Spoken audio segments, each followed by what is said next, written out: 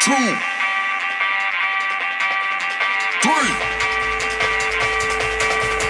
1, 2, 3. Let's go.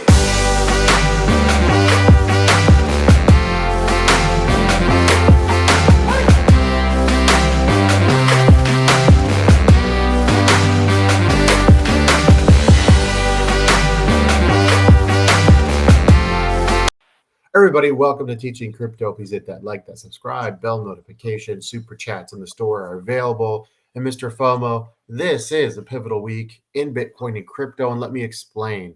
As we get closer to the Bitcoin halving, earlier this year, we had a pretty good estimate of the Bitcoin halving being April 1st. And that was kind of driving some of our predictions in terms of whether or not we had bottomed out at 38 or we were going to go back down in February, end of January. And now the Bitcoin halving, Mr. FOMO, is looking like April 20th. And that is significant because at least my theory, and I think 20th, April 20th.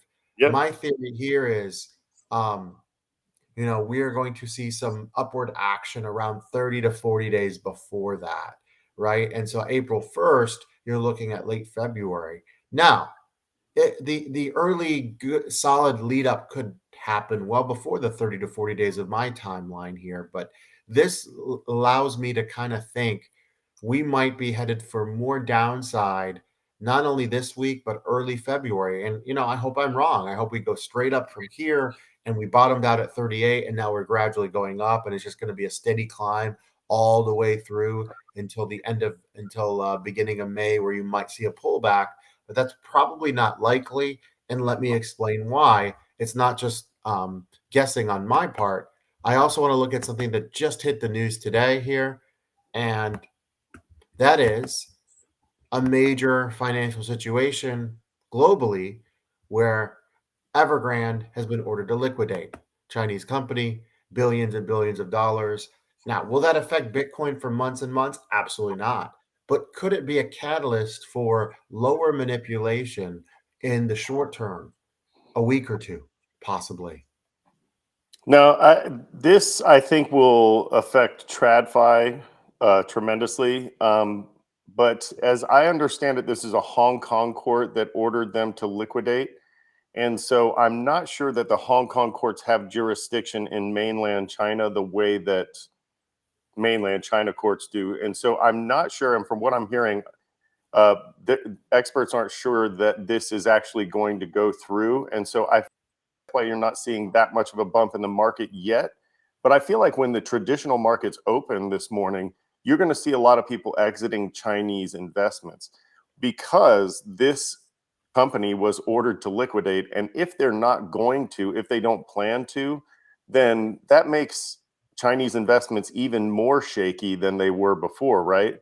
Because if they're not going to follow court orders, then they become even more of a problematic investment than they were before. And so I fully expect this to have an effect on the traditional market and possibly even Bitcoin as well. We'll just have to see what happens. Yeah, so the level I'm looking at right now to reclaim, if you could pull up the chart for us, is around 44K. Anyway, hopefully we'll get him back here in a second.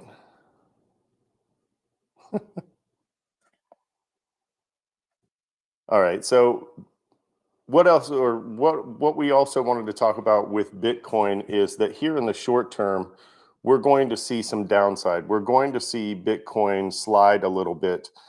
We showed you the spreadsheet from the last halving, or from the last couple of halving events. And we showed you that in the last one in particular, the 2 months leading up to, or at least the 2 months or 3 months prior to the halving event, you had 2 months of negative action. And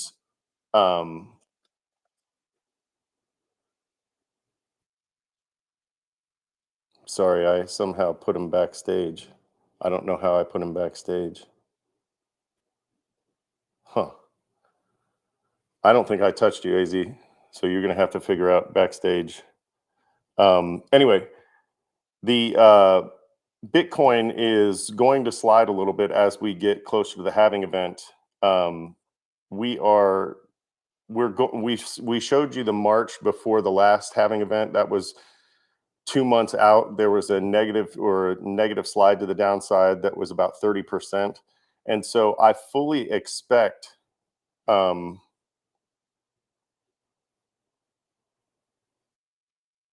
there he is.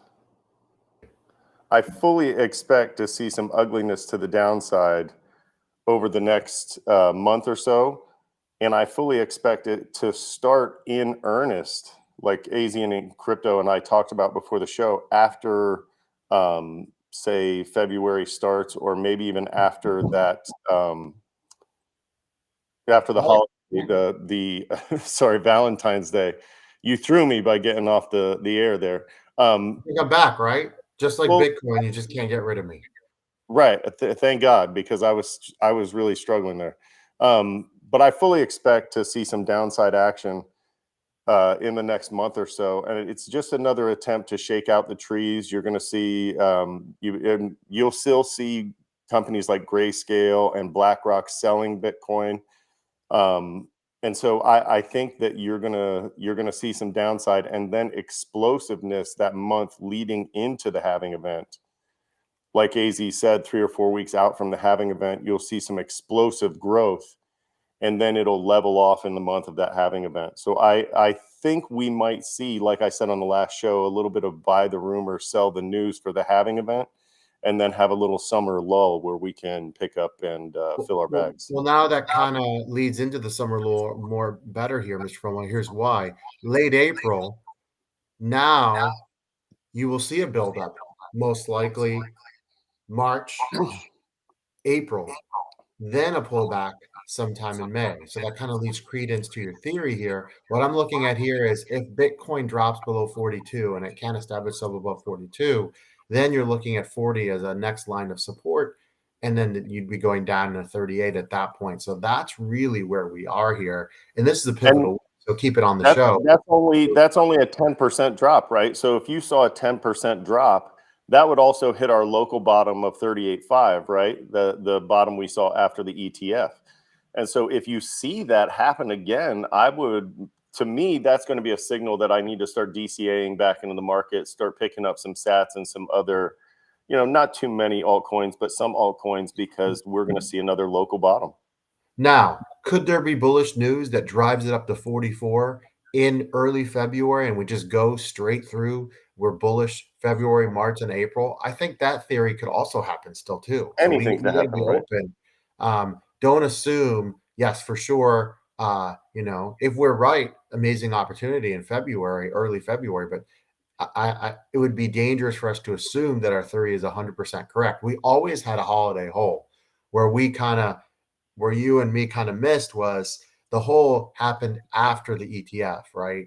And you were thinking, Well, more. if the ETF hadn't have been there, I fully expect that the market would have acted the way we expected it to. But the ETF kind of drove the market away from where it would have been. And then you see it sort of settling back towards, where it was. But we have a lot of strength now at these levels. So I don't see it falling too much further. But you're right. That ETF kind of took care of what we thought would happen based on history. But for right now, at least, there's not too much news out there that could get in the way of the history and what happened last cycle and what we think will happen in the next couple of months. Yeah, and the alts might still kind of behave a little bit independently. Solana right now is doing well. You're going to talk about something on Solana in a second. Multiverse X this weekend had a nice little run. So it's never bad to DCA.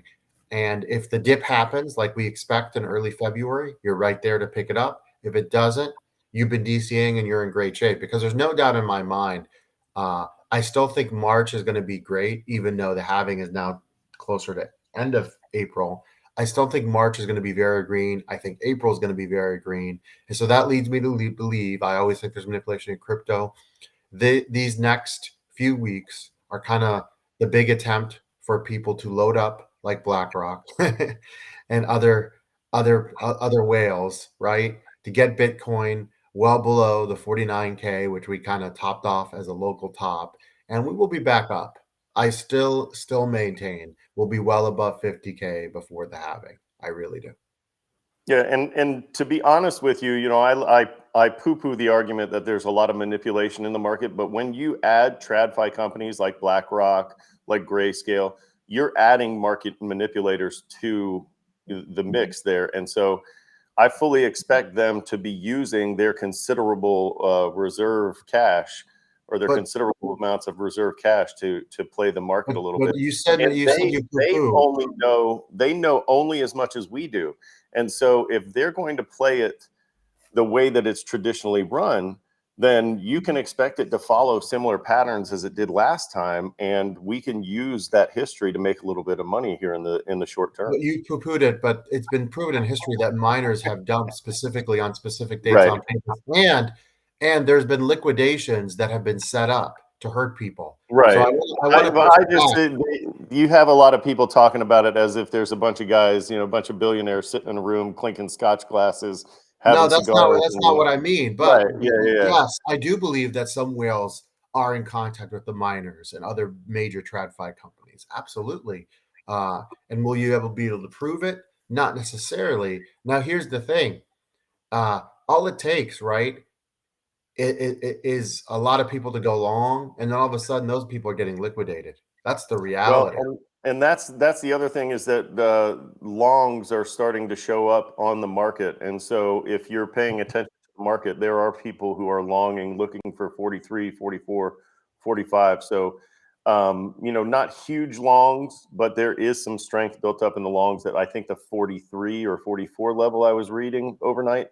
And so be careful when there's like AZ said, when there's a bulk of longs, that's an opportunity for these companies to, take short squeezes out or short positions out and then dump on the market. Now, really quickly, you wanted to bring up a token on the Solana network that our viewers should be noticing right now. Yes, I did. I'm going to go ahead and share the Jupiter token. Now, be careful because there's 2 Jupiter tokens out there. There's actually 3. One of them's called Jupiter something something.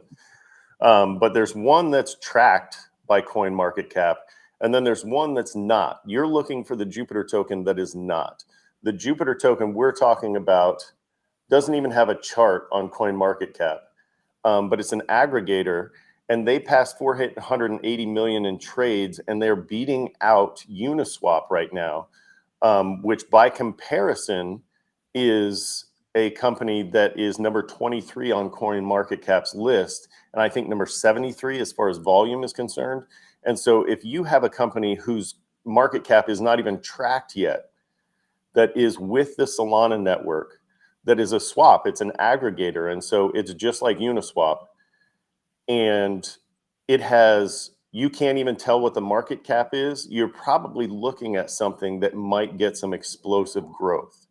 And so I went through Coinbase Wallet this morning and purchased some Jupiter tokens myself.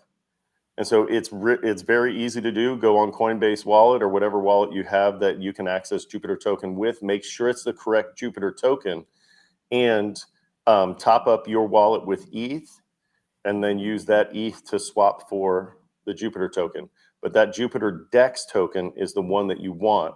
And make sure you look at that logo that's up there. I don't know, you can't see it really well there, but it makes sure it's the Solana token, the Solana Jupiter token. And again, when you get into Coinbase Wallet, you're not going to be able to see the market cap because it's not tracked yet. But it's a Solana-based token, and it's an aggregator. So this is something that I have a pretty good feeling is going to stick around, especially because they're about to launch it on Solana. And so I feel like this is something that could see some pretty explosive growth here in the short term and possibly throughout the bull run, especially because we don't really know the market cap yet. And I think that's a good sign. Well, Solana itself made a run to 100, got rejected in the high 99s. And again, that's one I was looking for a dip. We might not get it. Looking to get some Solana in the 70s, but that might be a pipe dream. We will see in the next. I mean, this week is critical. Keep it here. if Bitcoin doesn't establish 44, like I said, I anticipate a little more downside DCAing before we just go like a rocket ship in March and April. And I actually do think we will start recovering in February still. But guys, keep it here. Hit that like, hit that subscribe button, share the show, help us grow to 2,000 subs. Thank you so much, and we'll see you later. See you.